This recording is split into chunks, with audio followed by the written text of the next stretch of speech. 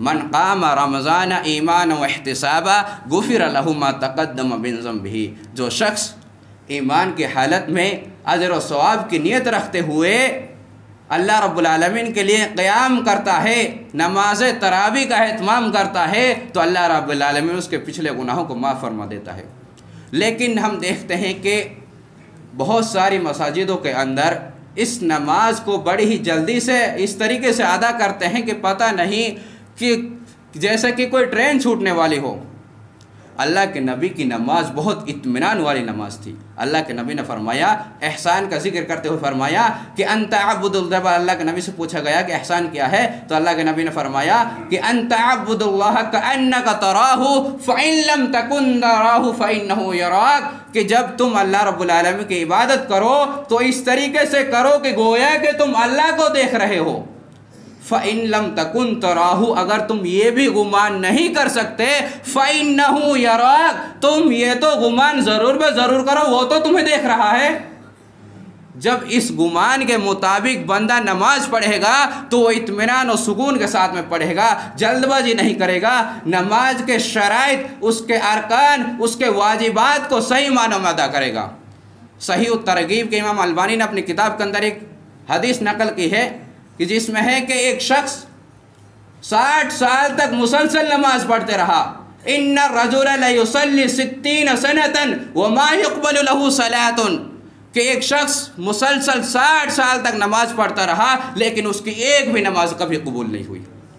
क्यों? अल्लाह के नबी ने फरमाया लअल्ला युतिम्मुर रुकू ला युतिम्मुस सुजूद व युतिम्मुर रुकू सुजूद व ला युतिम्मुर रुकू, कि कभी सजदा सही से किया तो रुकू सही से नहीं किया, कभी रुकू सही से किया तो कभी सजदा सही से नहीं किया।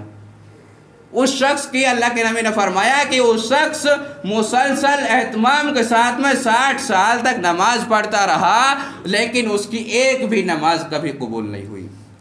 अगर आप किसी कहीं पर काम करें, पूरा 1 महीने तक काम करें और आपको आपकी मजदूरी ना दी जाए तो आपको कितना बुरा लगेगा।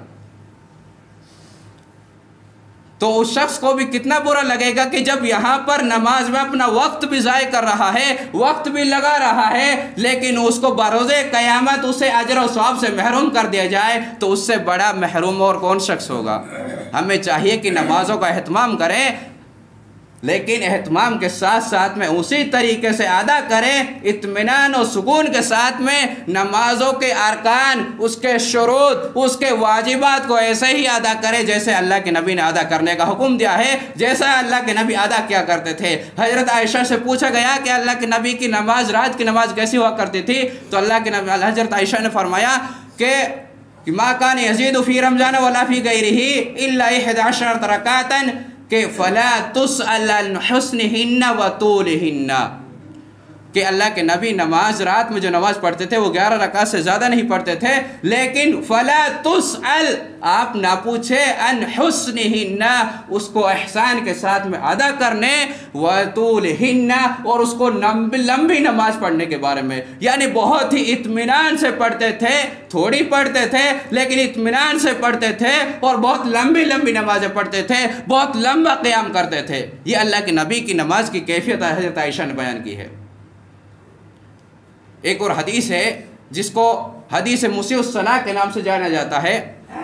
उसको मैं बयान करके मैं अपनी बात को ख़त्म करता हूँ कि अल्लाह के नबी मस्जिद के एक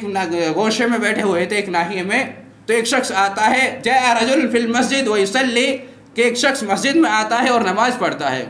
नमाज पढ़ने के बाद में अपनी जगह से उठ कर के नबी के पास में आकर के बैठ जाता है और सलाम करता है। अल्लाह के नबी उसके कहते हैं कि इरजी फसल्ली फ़इन्नका लम तुसल्ली।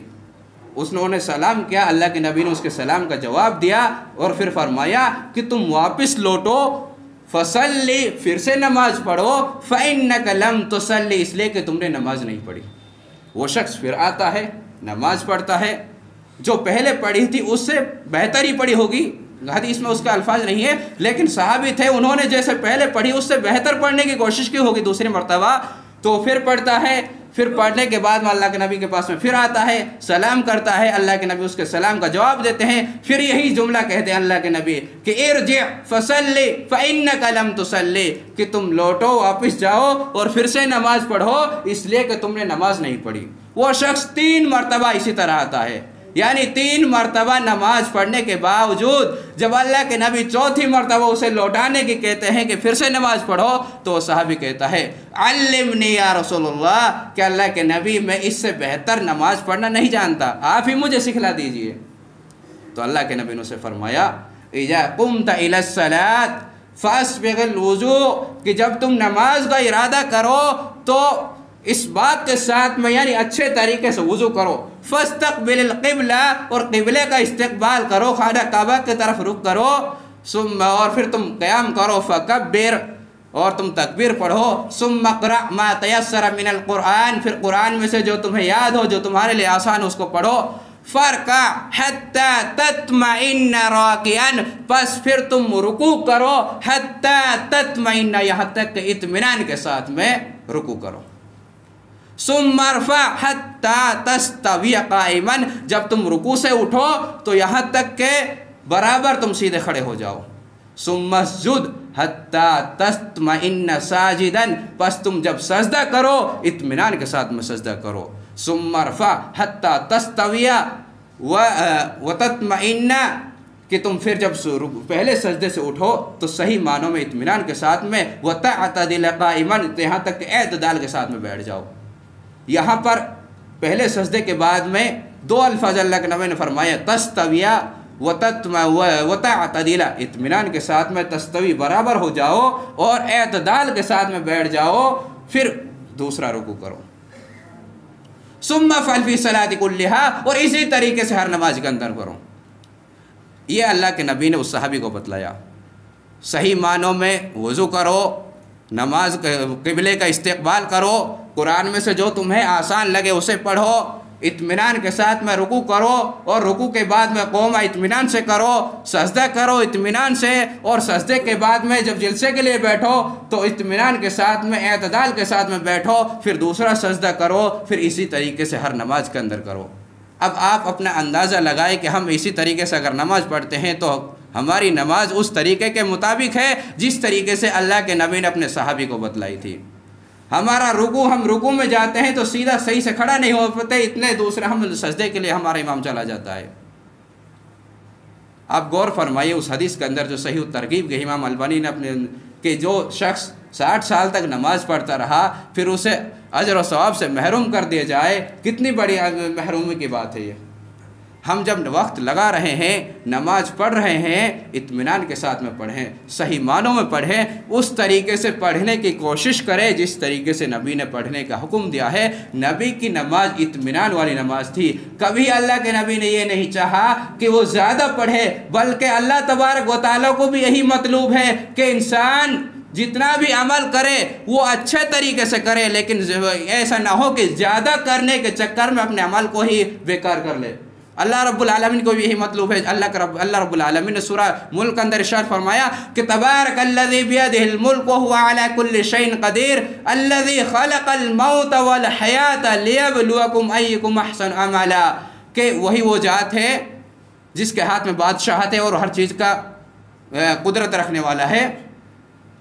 तबारकल्लज़ी बियदिहिल मुल्क व हुवा अला कुल्लि शैइन क़दीर अल्लज़ी खलक़ल मौत, और वही वो ज़ात है जिसने मौत को पैदा किया, वल हयात, और ज़िंदगी को पैदा किया, लियब्लुवकुम, ताकि वो तुमको आज़माए, अय्युकुम, कि तुम में कौन अहसन, अच्छा है, अमलन, अमल करने के एतबार से। इस आयत में ज़रा गौर फरमाइए कि मुफस्सिरीन ने लिखा है, इसमें अल्लाह ने फरमाया कि अय्युकुम अहसन अमलन, तुम में कौन अच्छा है अमल करने के एतबार से। ये नहीं कहा कि अय्युकुम अक्सर अमलन, कि कौन ज़्यादा अमल करने वाला है, ये नहीं कहा। यानी अल्लाह ने ये नहीं कहा कि तुम में कौन ज़्यादा अमल करने वाला है, बल्कि कहा कि अय्युकुम अहसन अमला, कि तुम में कौन ज़्यादा अच्छा अमल करने वाला है, ये तुमको आज़माए अल्लाह रब्बुल आलमीन। तो गोया के मुफस्सिरीन ने इस आयत के बारे में फरमाया है कि अल्लाह रब्बुल आलमीन को ज़्यादा अमल पसंद नहीं है, बल्कि थोड़ा करो लेकिन अच्छे से करो, एहसान के साथ में करो, हुस्न जमाल के साथ में करो, उसको अच्छे तरीके से अदा करने की कोशिश करो, उसमें किसी तरीके की कोई कमी ना रहे। हमें चाहिए कि हम अपनी नमाज़ों में भी यही चीज़ अपनाएं कि नमाज अगर हम 2 रकात नफल 2 ही रकात पढ़ें लेकिन उसको सही से पढ़ें। ऐसा ना हो कि हम ज़्यादा पढ़ने के चक्कर में उस तमाम नमाज़ों के अजर सवाब को गवा दें। अल्लाह रब्बुल आलमीन हमें नेक अमल करने की तौफीक नसीब फरमाए। अल्लाह रब्बुल आलमीन जो ये महीना चल रहा है, अल्लाह रब्बुल आलमीन हमें इसकी ज़्यादा से ज़्यादा कदर करने की तौफीक नसीब फरमाए।